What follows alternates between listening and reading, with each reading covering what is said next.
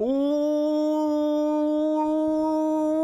going on, my fellow stock market trader and investor homies? It's your boy Kevin. Welcome back to Touchdown Trades. The stock market has a terrible case of diarrhea.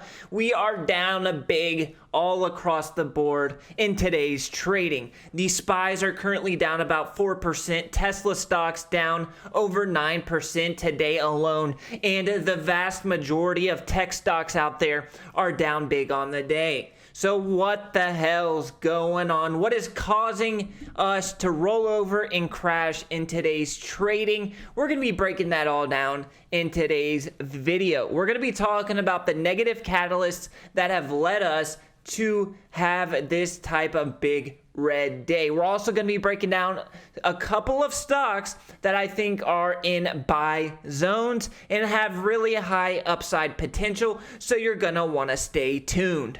Over on the right hand side of my platform, my Moo platform, you can see my little watch list that I got, and everything is red. Look at NEO down 15% on the day, and Twitter down about 8.5% right now. The SPY's down 4%. The only stock that's green today on my entire watch list is Twitter, and that's because Elon is acquiring Twitter. So everything's pretty much red, and there are a couple of reasons for this. There are a few reasons, but first let's backtrack a little bit and look at the overall market. We had the Fed meeting a few days ago, about 3 or 4 trading days ago, right here. We're approaching that very key $400 price point, which we'll talk about more in a second, in the SPYs. And we rebound nicely. The Fed had a meeting, investors liked what they heard, and the market rallied from that low $400 area all the way back up to $430 per share. But today alone, we've given the majority of that rebound back, and it's looking like we may want to break below this very key $400 price point on the SPYs. And look at this area, folks. This is probably the most key area on any chart that you're going to see. Look at all the interactions that we have with this $400 pivot on the SPYs. Boom, boom, boom. We have so many interactions, and we've been holding over it since all the way back in April of 2021 is when we started interacting with it. We got below it for a couple days back in May of 2021, but we have pretty much held above $400 on the SPY. If we break below that level and hold below it for more than 2 or 3 trading days, it is a lookout below for the overall market, and things could get ugly. But we are approaching a very significant key area of support, which is giving us the opportunity to buy in front of this area of support with a very low risk, because we know that if you break a key area of support in the overall market and you continue to roll over, these big tech stocks, these big blue chip stocks are probably going to follow the overall market, and we probably need to get out of the way. So we can put on some trades with very low risk that have very high upside potential. Before we break down the stocks that I'm looking to buy on this recent dip that we're experiencing right now, check out the link in the description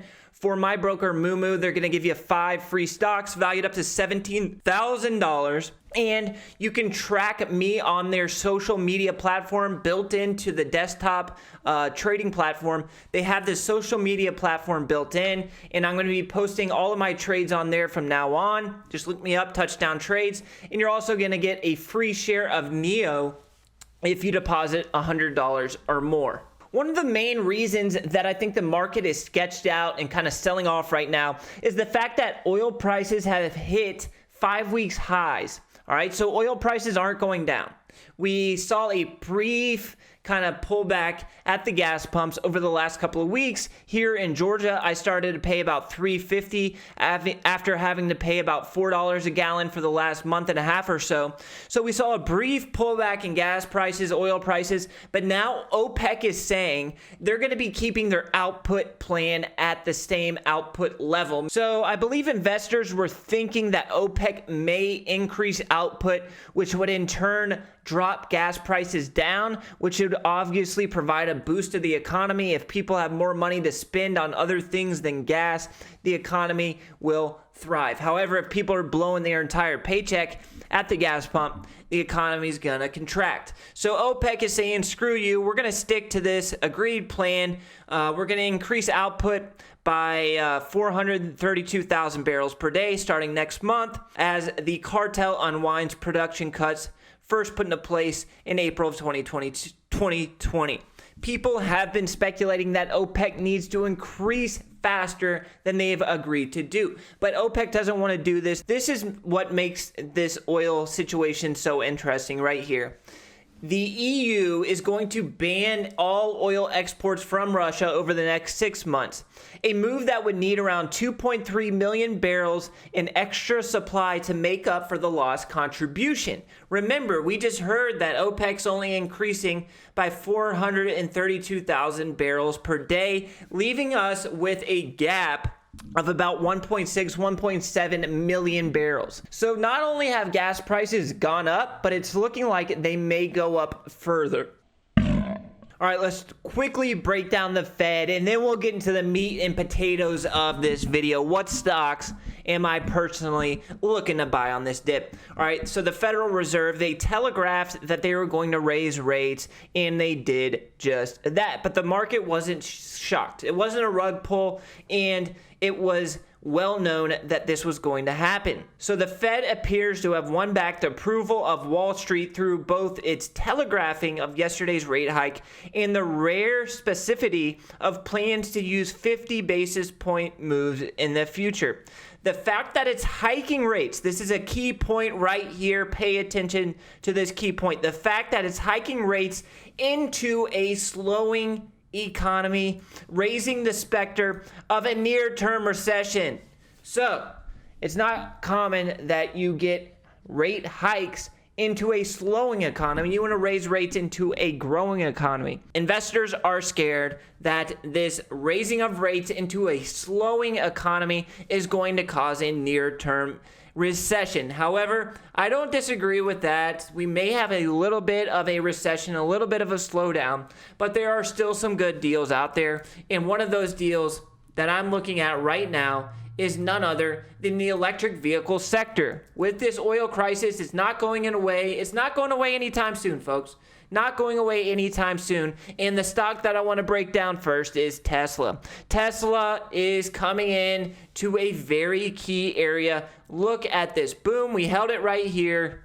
This area right here, boom, we've held it. We followed this moving average up all the way up, and now we're coming back into it. I like call options. I like longer term call options, and I also like just buying the underlying stock. Tesla's kind of gone under the radar here lately as Elon has pushed his attention to Twitter and his acquisition of the social media giant. However, Tesla is the real winner in Elon's portfolio. He knows that, and Tesla will be back at all-time highs before we know it, back at that $1,240 price point. Right now, we're trading at $873, so a move back up to $1,200 plus is a substantial rally, and I'm looking for just that. Also, another EV stock that I'm looking at right now is the Chinese behemoth NIO. NIO has been absolutely decimated, and Chinese stocks have been hurt over the last several months. But NIO is trading at an extreme discount,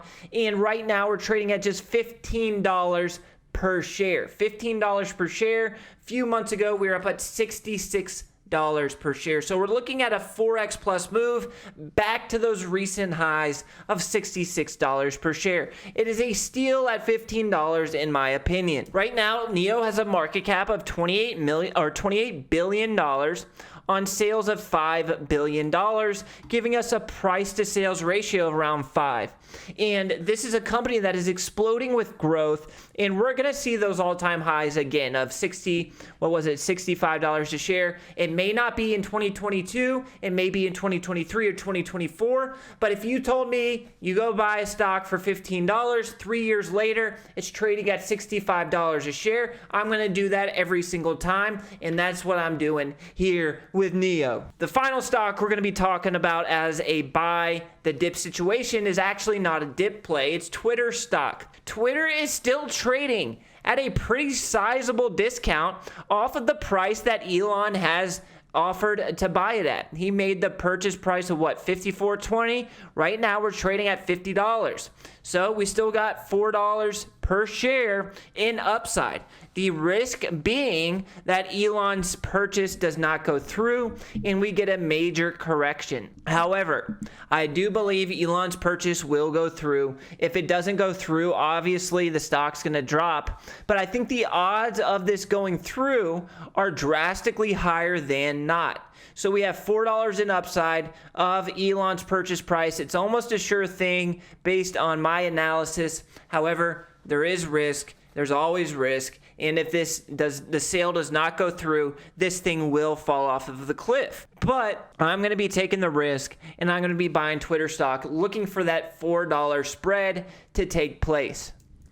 All right, investor homies, that's going to wrap up today's video. It's an ugly day in the market, but remember, real money is made when others are scared, others are fearful, and we come in and buy when they're scared. Take a little nibble. You don't have to blow your whole load at one time. Keep your ammo dry. Take a nibble here and there, cost average in, and before you know it, will be green day after green day again, and your positions that you bought when others were scared and running for the hills will look and make you look like a genius when they are rallying and back up at all-time highs. I love you guys, and I'll catch you in the next video. Until next time, deuces.